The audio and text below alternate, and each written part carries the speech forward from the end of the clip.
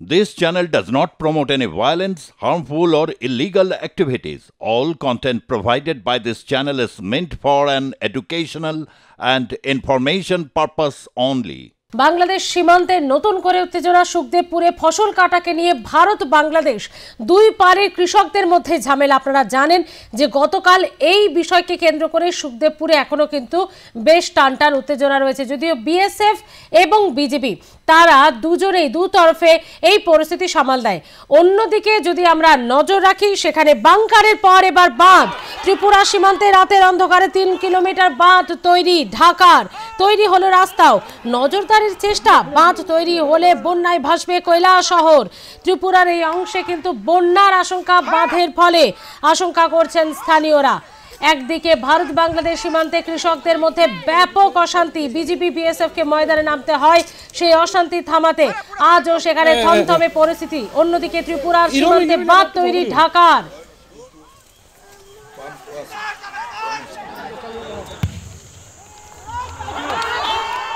সুখদেবপুর সীমান্তে গতকালের উত্তেজনা ছবিটা আপনাদের সামনে। হাজার হাজার কৃষক যেখানে মাঠে নেমে পড়েন।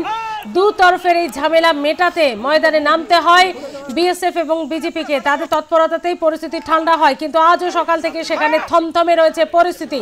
অন্যদিকে ত্রিপুরায় তৈরি হলো বাঁধ, আর হঠাৎ রাতারাতি বাঁধ কেন? আশঙ্কা করা হচ্ছে ত্রিপুরার এই কৈলাসহরকে ভাসিয়ে দেওয়ার জন্যই কি বাঁধ? আশঙ্কা করছেন স্থানীয়রা। বিক্রম কর্মকার ত্রিপুরা থেকে রয়েছে আমাদের প্রতিনিধি। বিক্রম, তোমার কাছে জানতে চাইবো যে বাঁধ তৈরির ফলে কতটা ক্ষতি হতে পারে, কি কি আশঙ্কা থাকছে ত্রিপুরার কৈলাসহরের জন্য? দেখো তোমাকে বলছি যে বাংলাদেশে ইনু সরকার প্রতিষ্ঠার পর থেকে বাংলাদেশ সরকার ভারত বিরোধী যেসব কার্যকলাপ করে যাচ্ছে এর প্রভাব ভারতের কিন্তু যে ছোট্ট পার্বত্য ত্রিপুরা রাজ্য যে রয়েছে কৈলাসহর, সেখানে কিন্তু লক্ষ্য করা গিয়েছে। তোমার ইনু সরকার কিন্তু ভারতের সাথে কোনো আলোচনা না করে সম্পূর্ণ উদ্দেশ্য প্রণোদিত ভাবে কিন্তু মানে হিংসামূলক এবং জঘন্য কাজ শুরু করেছে এবং ত্রিপুরা কৈলাসহরকে জলে ডুবিয়ে দেওয়ার পরিকল্পনা করছে। দেখো স্মৃতি, ত্রিপুরা যে কৈলাসহর রাঙ্গাউটি গ্রাম পঞ্চায়েতের অধীন যে দেবীপুর এলাকা রয়েছে, সেই দেবীপুর এলাকায় কিন্তু একটি উঁচু বাঁধ নির্মাণ করেছে এবং এই বাঁধ নির্মাণের ফলে কিন্তু ত্রিপুরা ঊনকোটি জেলা কৈলাসহর সীমান্ত পরিদর্শনে যান জেলা শাসক থেকে তোমার যে শুরু করে অন্যান্য উচ্চপদস্থ আধিকারিকরা, এবং তারা কিন্তু সেই জায়গাতে গিয়ে সেই বাঁধটি দেখে কিন্তু অবাক এবং বিস্মিত হয়ে যান এবং তারা জানিয়েছেন যে বাংলাদেশ সরকার কাউকে কিছু না জানিয়ে রাতারাতি যে বাঁধ নির্মাণ করেছেন এটা মোটেও কাম্য নয়। এদিকে দেখো স্মৃতি, আরেকটি খবর পাওয়া যাচ্ছে যে এই বিষয় নিয়ে কিন্তু ত্রিপুরার মুখ্যমন্ত্রী ডাক্তার মানিক সাহা কেন্দ্রীয় সরকারের সাথে আলোচনা করেছেন এবং এই উঁচু বাঁধ নির্মাণ দিয়ে কিন্তু তিনি অমিত শাহর কাছে কিন্তু বিষয়টি নিয়ে আলোচনা করেছেন। স্মৃতি, ধন্যবাদ বিক্রম। সব মিলিয়ে একদিকে সুখদেবপুরের সীমান্ত এলাকায় বিজেপির এবং বিএসএফ এর তৎপরতায় থামলো কৃষকদের অশান্তি। অন্যদিকে আবার সেই অশান্তি দেশ কাটতে না কাটতেই ত্রিপুরা সীমান্তে বাঁধ তৈরি ঢাকার, যাকে ঘিরেও জোর চর্চা।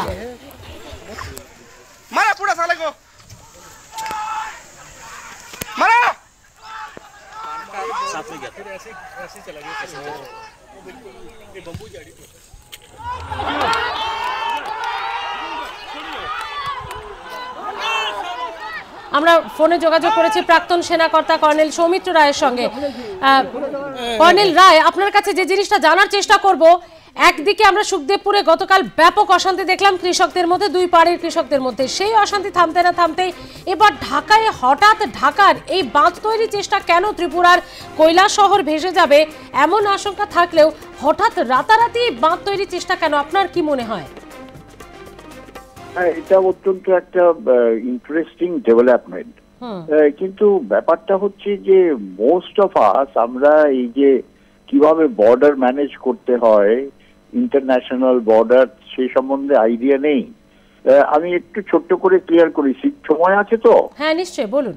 আচ্ছা, প্রথম কথা হচ্ছে যে যখন এই ধরনের ইন্টারন্যাশনাল বর্ডার, স্পেশালি বাংলাদেশের সঙ্গে যেই বর্ডারটা অত্যন্ত পোরাস বর্ডার, সেই জায়গাগুলো আইডেন্টিফাই করতে হয় কোথা কোথা দিয়ে।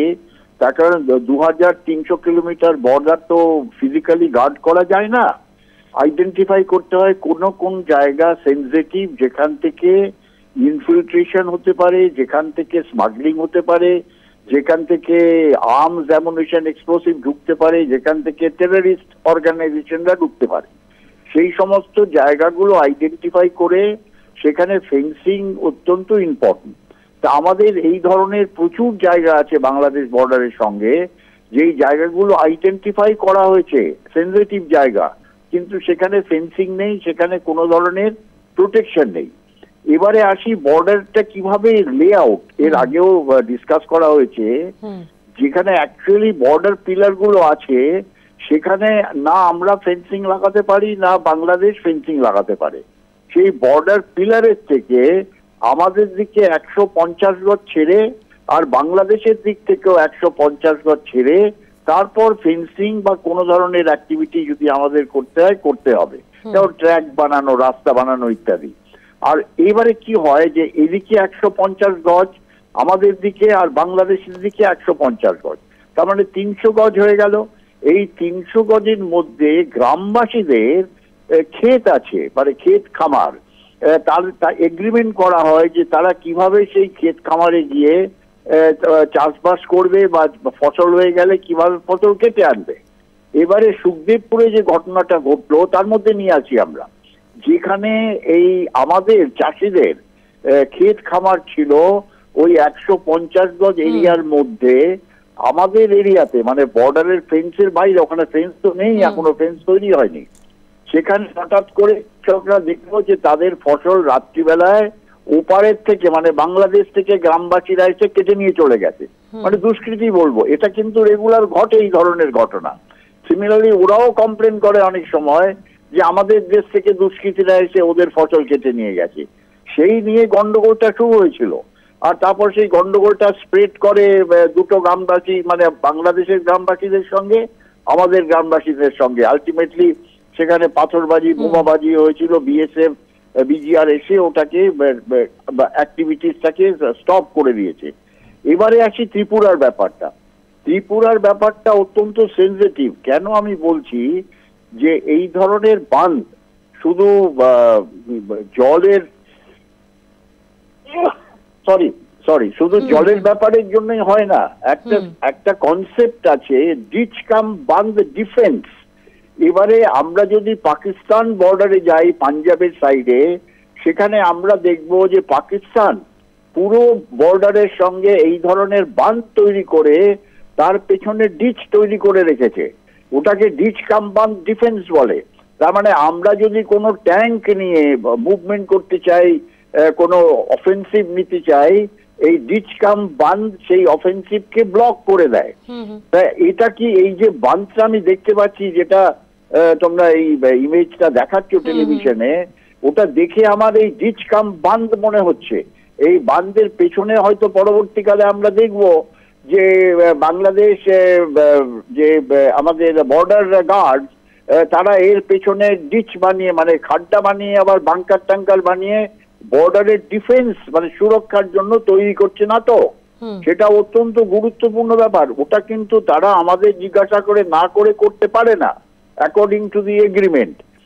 সেটা যদি তারা করে থাকে, এটার ভেতরে একটু গভীরে গিয়ে দেখতে হবে যে কেন তারা এই ধরনের বাঁধ তৈরি করলো, আর এই বাঁধটা কি ধরনের অসুবিধে ত্রিপুরায় হতে পারে। যেরকম বন্যার সময় বা বাঁধে যদি তারা গ্যাপ করে দেয়, সেই জলটা ওখানে জমে থাকবে, সেই জলটা ফোর্সে এসে ওই ওখানে যত গ্রামগঞ্জ আছে ভাসিয়ে দেবে। এটা একটু ডিটেল অ্যানালাইজ না করে করা যাবে না। মানে দুটো অ্যাঙ্গেল আমি বললাম, একটা হয়তো ডিফেন্সের দিক থেকে ওরা তৈরি করছে, আরেকটা হয়তো তাদের এই এক ধরনের যে অ্যান্টি ইন্ডিয়ান মুভমেন্ট ওখানে শুরু হয়েছে গ্রামে গঞ্জের মধ্যে, যে এটাকে এক্সপ্যান্ড করার জন্যে। তার কারণ Tripura is also very sensitive. Tripura, Assam, Paschimbangla, Meghalaya যত বর্ডার বাংলাদেশের সঙ্গে আছে প্রত্যেকটা জায়গায় সেনসিটিভ এরিয়া আইডেন্টিফাই করে সেখানে এই ধরনের অ্যাক্টিভিটিস হচ্ছে। তা আমি আমার রেকমেন্ড হচ্ছে immediately at the highest level Bangladesh আর ভারতের সঙ্গে যোগাযোগ তো আছেই, এই প্রবলেম গুলো রিজলভ করতে হবে। আর এটা মানে পিপল টু পিপল এর মধ্যে যেভাবে এই ধরনের হিংসা বা যে ধরনের একটা অ্যান্টি মুভমেন্ট ছড়াচ্ছে, ওদের দিক থেকে ওরা আরম্ভ করেছে। আমাদের দিক থেকে কিন্তু খুব সেনসিটিভ, ভেরি কুল পিপল, সেটাকে বন্ধ করতে হবে ইমিডিয়েটলি। এই যে এই ধরনের বর্ডারের মধ্যে যে অ্যাক্টিভিটিস গুলো হচ্ছে, যেটা স্প্রেড করতে পারে পরবর্তীকালে, সেটাকে কন্ট্রোল করে স্টপ করতে হবে। আর যত তাড়াতাড়ি সম্ভব একটা এগ্রিমেন্ট এনে বর্ডারকে ফেন্স করে, বর্ডারকে শুধু সিকিউরই না, পরবর্তীকালে ওই বর্ডারের ডিফেন্স কিভাবে করতে হবে সেটা করা অত্যন্ত জরুরি। বিএসএফ এর মধ্যে ইনভলভ, আর্মি এর মধ্যে ইনভলভ না, বিএসএফ আর local police, even state police involve, তাদের মধ্যে কোঅর্ডিনেশন করে। সিমিলারলি বাংলাদেশ আর্মি বলছে আমরা এর মধ্যে ইনভলভ না, এটা বাংলাদেশ বর্ডার গার্ড, যেটা আমাদের যেমন বিএসএফ, তাদের সেই ধরনের একটা ফোর্স, তারা বিএসএফ এর সঙ্গে যোগাযোগ করে এটাকে রিজলভ করবে। কিন্তু at a highest level, government লেভেলে দুটো দেশের মধ্যেই এই বর্ডার প্রবলেমটাকে ইমিডিয়েটলি রিজলভ করে উত্তেজনা প্রশমিত করতে হবে। উত্তেজনাকে না বাড়িয়ে উত্তেজনা প্রশমিত করতে হবে। দুটো দেশের পক্ষে সেটা অত্যন্ত ভালো কাজ হবে। একেবারে ধন্যবাদ কর্নেল রায় আমাদের সাথে কথা বলার জন্য। প্রাক্তন সেনাকর্তা কর্নেল সৌমিত্র রায় ছিলেন আমাদের সঙ্গে।